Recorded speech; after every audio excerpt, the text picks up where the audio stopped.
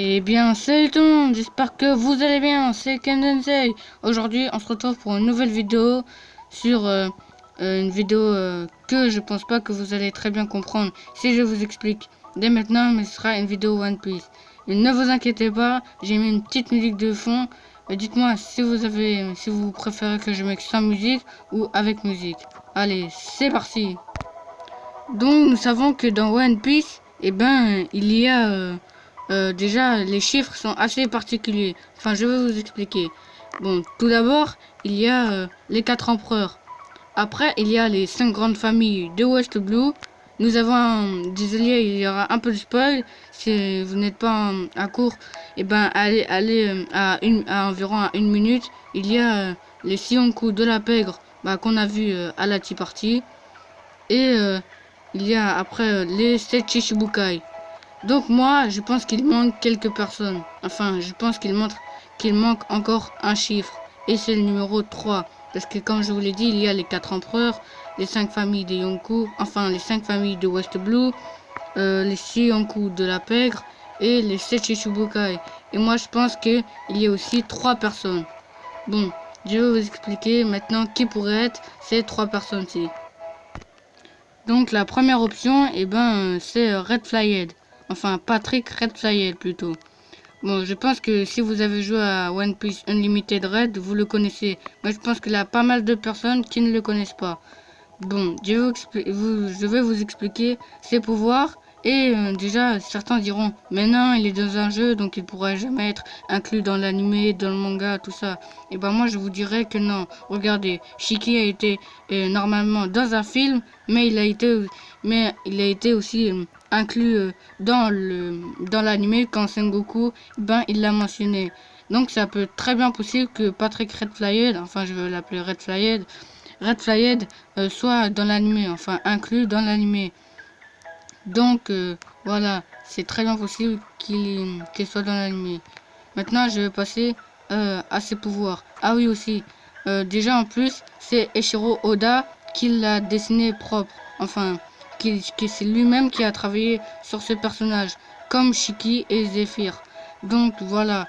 Donc je pense que il pourrait très bien être inclus dans le manga ou l'anime.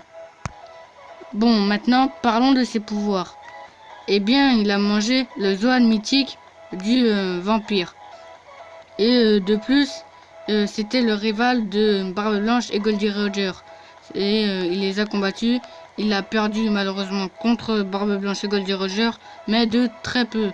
Et Garp nous apprend que c'est normal qu'il n'était pas très connu, c'est juste qu'il était moins influent à travers le monde parce qu'en fait, il n'a pas d'équipage, il a rien, parce qu'en fait, il possède un fruit du démon hyper cheaté. Donc, voilà, je vais vous expliquer les capacités de son fruit du démon si vous ne le savez pas déjà. Bon, déjà, il a mangé le fruit mythique du vampire, comme je l'ai dit, et il déteste la vieillesse. C'est pour ça qu'il a recherché ce fruit là, parce qu'il là, il est immortel, tout comme Marco. Enfin, en termes de vieillesse. Donc, du coup, il peut créer des espèces de feuilles. Enfin, tous les personnages qu'il a rencontrés, il peut les faire apparaître grâce à une feuille. Enfin, je pense que vous m'avez compris. Par exemple, s'il a déjà rencontré Aokiji, il a pris une feuille assez grande et ensuite il la jette, ça fait un écran de fumée et Aokiji apparaît. Pas le vrai, mais un clone. Il a vraiment toutes ses capacités, mais pour que le clone disparaisse, il faut lui porter un coup assez fort. De plus, dans sa forme où il est un vampire entier, comme Marco quand il est un phénix entier, il est extrêmement rapide, encore plus rapide normalement. Je pense qu'il a environ pratiquement la vitesse de Ener. Et il a un beau jeu de jambes, un peu comme Kizaru ou Sanji. Et il a défoncé tout l'équipage très facilement, sans avoir aucune égratignure. Il a battu Luffy en un seul coup, ce qui prouve qu'il est très très fort. Oui, mais certains diront que oui, mais tout ça vient d'un jeu, il a battu Luffy, mais ça vient d'un jeu, tout ça.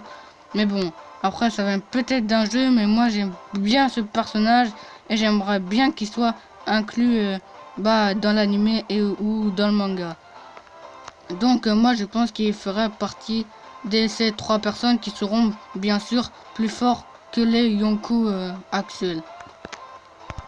Ensuite, l'autre qui ferait partie des 3, enfin des 3, je sais pas comment ils pourraient s'appeler. On a les 4 empereurs, tout ça. Par exemple, on pourrait les appeler les 3 rois des mers ou un truc comme ça. Enfin, je vais les appeler les 3 rois des mers parce que les 3 c'est pas trop original. Mais bon, je vais vous expliquer enfin qui pourrait être le deuxième qui ferait partie des 3 rois des mers. Donc je pense que c'est le roi des géants. Dans certains, enfin, dans les scans, on n'a pas appris son identité, mais il a été mentionné. Et même si vous ne suivez pas les scans, je pense que vous savez déjà que il y aura quand même un roi des géants à Elbaf. Moi j'attends vraiment cet arc-là, et moi je pense que le roi des géants aura un Logia et qu'il maîtrisera sûrement les 3 formes de Haki. Et imaginez la puissance d'un géant avec un Logia et les 3 formes de Haki. Il sera vraiment surpuissant. Il sera sûrement plus puissant que soit Kaido ou Shanks ou un truc comme ça. Je sais que certains vont dire quoi, Shanks? Oui, Shanks. Donc je vais préparer en plus une vidéo sur lui parce que beaucoup pensent que Shanks est vraiment super puissant. Mais bon, bref. Donc moi je pense que le roi des géants fera partie des 3 rois des mers et qui sera en conséquence plus fort que les 4 Yonkou actuels. Et il sera sûrement soit ce sera un méchant, mais je pense qu'il sera plutôt un gentil vu qu'il sera je pense que pendant l'arc d'Elbaf ce sera l'année de Usopp parce que le 2016 c'était l'année de comment dire de Sanji, et je pense que l'arc de Elbaf, pendant l'année de l'arc de Elbaf ça va être l'année de Usopp. Donc je pense que Usopp il va faire être ami avec le roi des géants. Bon, maintenant passons au prochain. Bon, je vous rassure, je ne connais pas son identité, mais je pense que il sera très puissant, même plus puissant que Barbe Blanche. Là, je vais plutôt théoriser sur quelqu'un qu'on ne connaît pas, mais je vais plutôt dire ses pouvoirs, tout ça, au lieu de dire s'il existera ou pas. Donc, moi, je pense que il aura soit un Paramecia ou un Logia, ou parce que un Paramecia c'est un peu limite, parce qu'on a déjà plein de personnes très fortes qui ont des Paramecia, et j'aimerais bien que ces personnages-là auraient soit un Zoan mythique ou un Logia. Parce que les Logia, on a pas mal de gens forts qui ont des Logia, mais ils sont un peu sous-exploités. Quand je veux dire sous-exploités, actuellement, il n'y en a pas beaucoup qui ont des Logia. La Barbe Noire, mais ce n'est pas un vrai Logia, il n'a pas les vraies capacités d'un Logia. Donc je pense qu'il aura soit un Logia ou un Zone mythique comme Red Sayed. Et je pense qu'il aura un équipage surpuissant. Et selon moi, cet équipage-là aura pas mal de Logia. Par exemple, je pense que dans son équipage, il aura le Logia du plasma, du feu, enfin du feu, qu'est-ce que je dis, du vent, tout ça, ou d'autres éléments comme la terre ou d'autres trucs. Donc je pense que ces personnages-là, enfin ces 3 personnages-là existeront et que ils seront bien sûr plus forts que les Yonkou. Bon, après voilà, ce n'est qu'une théorie. Je pense que il y aura ces personnages-là dans le manga ou l'anime, ou peut-être dans les deux. Mais selon moi, je pense qu'ils seront, c'est pratiquement pour moi à peu près sûr. Dites-moi si vous êtes d'accord avec moi s'il y aura 3 personnes qui seront au-dessus bien sûr des Yonkou. Parce que pour moi, comme je vous le dis, il doit avoir un numéro 3. Enfin, il doit avoir 3 personnes comme 4 Yonkou, si vous avez compris, qui doivent être au-dessus des Yonkou. Parce que les Yonkou, ils sont puissants, mais je sais pas, il manque quelque chose pour avoir réellement de la puissance.